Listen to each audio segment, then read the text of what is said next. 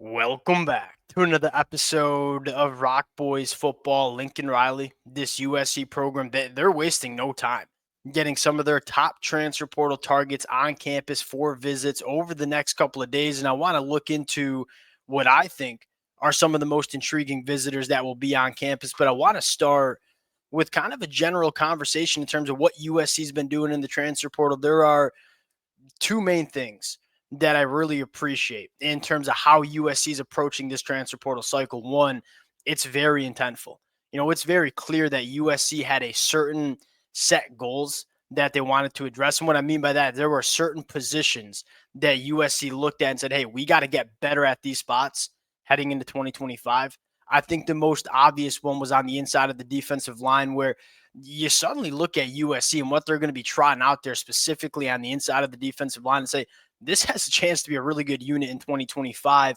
But I think the overall goal was, hey, we got to start looking like a Big Ten defensive line. And that's not a shot at guys like Nate Clifton or Gavin Mayer, who played some really good football for USC in 2024. But outside of Kobe Pepe, there really wasn't a body type on the inside of the defensive line that was comfortably over 300 pounds. And we know in the Big Ten, height, weight, speed, that's the name of the game of football. We got to get some bigger players on the line of scrimmage for this defensive line. Boy, did they address it in a massive way, right? Keyshawn Silver going 340 pounds. Jamal Jarrett going 350 pounds. Those are players that, from a body type standpoint, USC just didn't have in the 2024 year. They have it in a big time way going into 2025. Now, I think the next position that USC clearly wants to address is the pass rush, specifically from the edge rushers. Now, I think for USC fans who watched this team very closely in 2024, that pass rush with the front four, it just wasn't good enough. I think you could get the sense when you just watch the games, but then you look at the numbers and say, 4.3% sack rate for this USC defense. That was 117th in the FBS. I mean, almost dead last we're talking about. You talk about quarterback hurries. Again, sacks are not the best way to really evaluate a pass rush. Look at the quarterback hurries.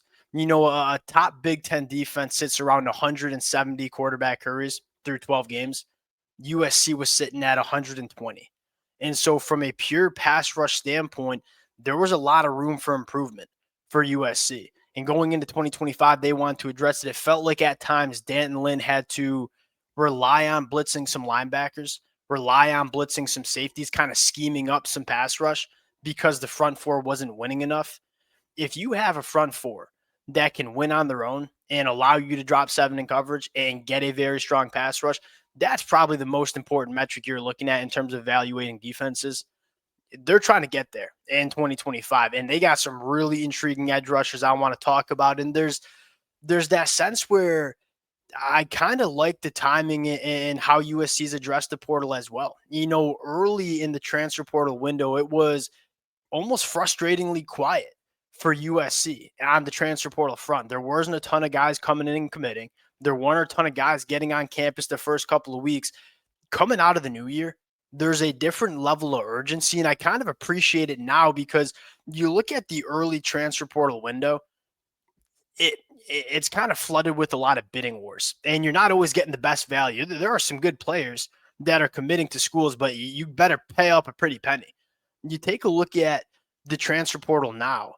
A lot of teams kind of emptied the clip there in the first couple of weeks. USC sitting back and saying, hey, there's a lot of good players still left in the transfer portal that we're going to get for an even price. And I kind of, I have some respect for that approach as well. Now I want to get into some of the football players before we do. And as always, the USC fans, number one, I ranked them. This is how I wanted to address these visitors in terms of, hey, we're going to talk about the most important guys first, down to the least important.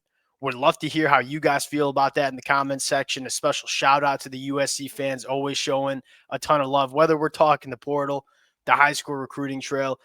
Y'all know I have a blast talking this team. Can't thank you guys enough for rocking with it. Without further ado, let's get into this one. Let's start with UTSA edge rusher Jamari Robinson. Fascinating kid. Extremely productive at UTSA over the last couple of years, probably having his best season in the 2024 year. 9 sacks, 7 tackles for loss, 17 tackles for loss. That's about as productive as it gets. What I love about Jamari Robinson, he's a pure pass rusher. And this is a guy that at 6'5", 250 has really, really intriguing length and a really nice get off the line of scrimmage as well. He's going to challenge offensive tackles athletically on that outside shoulder. And USC has some edge rushers that have a lot of power in their hands. Think of guys like Anthony Lucas or a guy like Cam Fountain as a true freshman. I don't know if USC had that really twitchy, long pass rush expert, so to speak. That's what Jamari Robinson is. And what I appreciate about his game is you go back and look at some of the film, he's not a liability in run support either. I wouldn't say that's the best thing that he does. Well, you got guys on your roster who can stop the run well. Anthony Lucas or a guy like Cam Fountain. Jamari Robinson's a guy that he can stop the run, but in those third and long situations, he's one of those edge rushers that allows Danton Lynn to say, hey, we don't need to bring 5 or 6 on a blitz because we got a guy like Jamari Robinson who can really get after the pass rush, kind of a pass rush specialist, so to speak.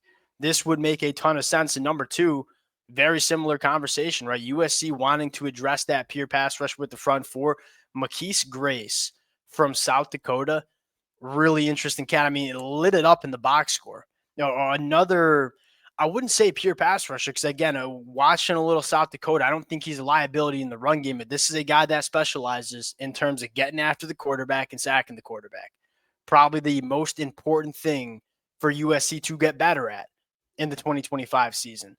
A guy like Grace, a guy like Robinson, if you can add one or maybe both of them, you're suddenly feeling much better about where USC is as a pass rush unit heading into 2025, which I think is vital for USC going into the 2025 year. Number 3 on the list, and I have him number 3, not necessarily because I think it's a massive need, but I think this kid's a really good football player, Keontae Scott from Auburn. You look at Keontae Scott, after the 2023 season, he was very close to just going to the NFL draft. He was an elite nickel for Auburn in the 2023 year. Now, going into 2024, he kicks out to the boundary cornerback spot. It was not as good, but as a pure nickel, I think Keontae Scott is really, really good. And you're looking to replace a guy like Greedy Vance. Keontae Scott would make a lot of sense. And what I love about Keontae Scott is he's very good in man coverage at that nickel position, but he also can get his nose in the run game as well and offers you a ton of juice in special teams too.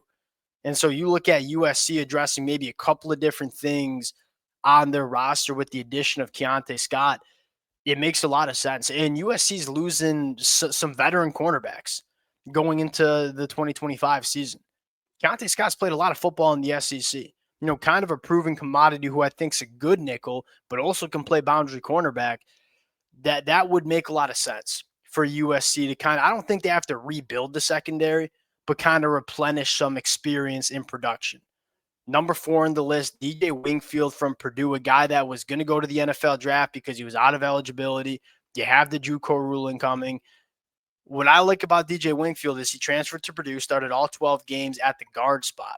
You go back to his time at New Mexico in 2023, was a bona fide stud at right tackle.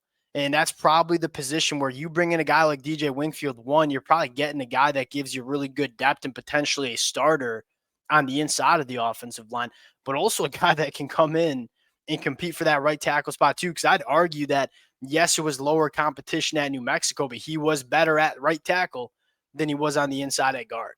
And again, right tackle is that one position for this USC offense that you're probably looking at and saying, hey, we want to make sure we're right there in 2025 because you weren't right there with Mason Murphy. It was a problem for pretty much throughout the season at right tackle.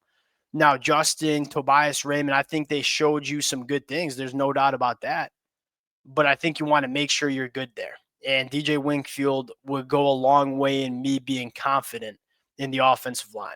You get a guy that's a proven commodity, a guy that gives you position flex both at guard and potentially right tackle. Again, I think he could start at right tackle for USC. Would make a lot of sense. Next on the list, Jordan Bass.